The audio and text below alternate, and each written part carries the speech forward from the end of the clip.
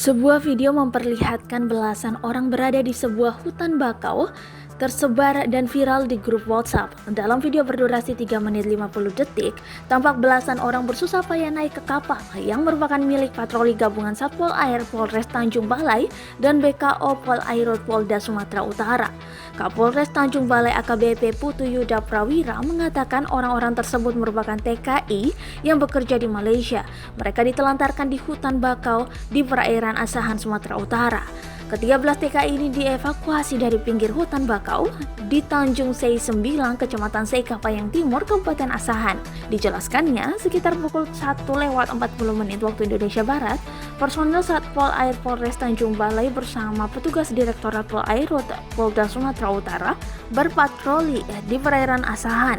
Sekitar jam 10.00 waktu Indonesia Barat, tim patroli menemukan belasan warga berkumpul di pinggir hutan bakau.